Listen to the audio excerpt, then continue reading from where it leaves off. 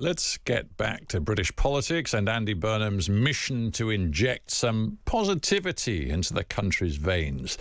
The polls suggest the cost of living is the public's number one concern, and Andy Burnham's speedy decision to scrap VAT on energy bills from October suggests that he gets it. But let's dig deeper into the national mood and the challenge it presents for the new Prime Minister with Lewis O'Geran, Senior Research Associate at the More in Common polling organisation. Lewis, welcome to the Times at One. I guess this is not really a big surprise that your polling and survey work is showing that voters are, absolutely front and centre concerned with the cost of living. It's kind of predictable, isn't it? Good afternoon. Yeah, absolutely. I mean, this isn't a surprise. I think we've been tracking public opinion for several years now. And since the term cost of living crisis sort of entered our vocabulary back in 2022, it's always been top of the public's list of priorities. About 7 in 10 people say that it's the number one issue facing the country at the moment. And as Andy Burnham takes over, what we see is that it's the one issue where people want to see the most immediate action to bring down energy bills, for example, and to really show that he gets it on the cost of living crisis. So it perhaps unsurprising that Andy Burnham's first major policy was one designed to help people with energy bills. Yeah, I mean, how impatient are people for more help quickly? So we asked people, how long do you give the government under Andy Burnham to deliver on a range of different issues? And basically within 1 year, they want to see real progress on issues like NHS waiting times, channel crossings, net migration. But the issue where they kind of want to see the most urgent progress is on the cost of living. A plurality of people say that they want to see progress on the cost of living crisis within 6 months. And actually, it's the voters that Labour have lost since the general election. And that's whether they went to the Green Party or have moved to Reform UK that want to see the most immediate action to tackle this. That is interesting. And would you say, from what you're hearing from voters around the country, that this is absolutely the key to political success, delivering on these cost of living concerns? Because, parties are spending a lot of time, effort and resource on other policy positions, particularly I'm thinking of, on the right of politics, a big focus on immigration and stopping the boats and all of that. But you seem to be suggesting that it always comes back to the cost of living as the key to getting a political sort of jump. I think so. And that's not to negate how important issues like immigration are. But I think what's so critical about the cost of living is that it's a unifying issue. It's something that everybody experiences, and regardless of your politics, everybody thinks it's important. So, for example, there are some issues like climate, which are really important to voters on the left, but not at all to voters who might be voting for Reform UK. Equally, migration is really important to voters on the right, but less so to voters on the left. Cost of living, actually across income levels, across demographic groups and voter groups, it is kind of the number one.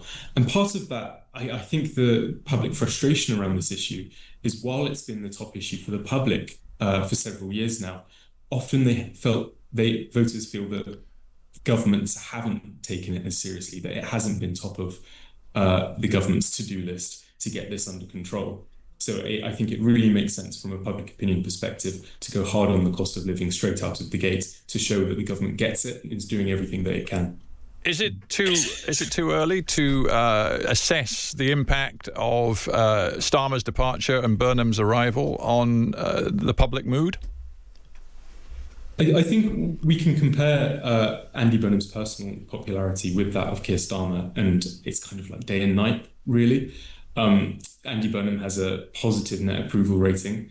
That means voters are slightly more likely to have a positive view of him than a negative one. That doesn't sound very impressive, but it's actually quite rare in politics at the moment. Whereas Keir Starmer's net approval rating when he, in his last week in office, was about where Rishi Sunak's was when he lost the 2024 general election. So we've seen a huge boost in approval for the Prime Minister. It's perhaps too early to see whether that's translating directly into support for the Labour Party. Our hypothetical polling, where we asked people if there was an election tomorrow and this was the Prime Minister, how would you vote? When we did that last week, we found that it basically closes Reform UK's lead in the polls. But it'll be interesting to see now that that's a reality and not a hypothetical, whether this boosts Labour support. Indeed it will, and we will come back to you to assess how it moves over the coming days and weeks. Louis O'Geran from More in Common, thank you very much indeed. Former Defence Secretary John Healey was Andy Burnham's surprise pick for Chancellor. Nearly 6 weeks ago, Healey resigned over the Starmer government's failure to commit to spending 3% of GDP on defence by 2030. Now, with a budget only months away, he, as Chancellor, has to find £4.7 billion to reach the 2.7% of GDP target on defence spending for next year. So John Healey, as Chancellor, will now have to deliver what the same John Healey as Defence Secretary said the Treasury was signally failing to do, namely ensure Britain's security. It's a fascinating situation. To discuss it, I'm joined by former Labour Defence Secretary Geoff Hoon. But Geoff Hoon, if I may, I want to start actually by asking you about the appointment of Wes Streeting to John Healey's old job of Defence Secretary. Wes Streeting has no experience of defence and security. Does it strike you as a wise choice? Well, good afternoon, first of all. It does, because there's no doubt that Wes is a big hitter. He's one of the senior members of this government, as he was in Keir Starmer's government. And I think he will bring a great deal of knowledge, experience, and significant communication skills to the position. So I think it's a very good call. Well, many former military senior figures seem to disagree with you. I'm looking at a quote here from Lord Dannatt, Richard Dannatt, whom I suspect you know well. He was former Chief of the General Staff. He has said that he is, quote, disappointed at the appointment of Streeting. And he pointed out that compared with Streeting's lack of experience, Dan Jarvis, who was appointed and briefly held the job at the end of the Keir Starmer government, Dan Jarvis was a former serving soldier, and he believes that does make a difference. I think it does make a difference, but I don't think it's a conclusive difference. I'm sure that he could have said some of the same things about me before I began my 6 years in the Ministry of Defence. These days, relatively few politicians, unlike in previous generations, have experience of the military. It is valuable to have had that experience. I accept that argument completely. But at the same time, I think having someone of Wes Streeting's caliber, stature, and experience will be good for the Ministry of Defence. And that, I think, is its most important aspect. So let's turn to John Healey now, because as I said at the beginning of our conversation, John Healey pinned his colours to the mast very, very clearly before he resigned from the Starmer government. He said Keir Starmer's and the Treasury's plan for rebuilding the military was simply not good enough. They weren't prepared to spend enough money, and they were jeopardising Britain's security. Politically speaking, is it now absolutely cast iron that John Healey will deliver the money that he has always said the British military needs to become newly credible? Well, I would hope so, because he's made his case very clearly.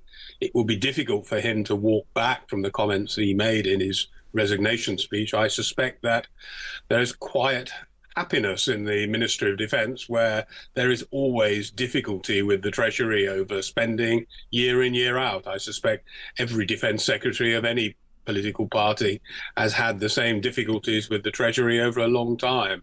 Yeah, but there isn't just a sort of small problem of money. There's a massive problem of money. If John Healey, as he was saying as Defence Secretary, truly believes that Britain must get to 3% of GDP spent on defence by 2030, that is a commitment that involves massive political decisions, reprioritisation. And to spend that level of money there, Andy Burnham is going to have to withdraw spending from elsewhere or raise taxes.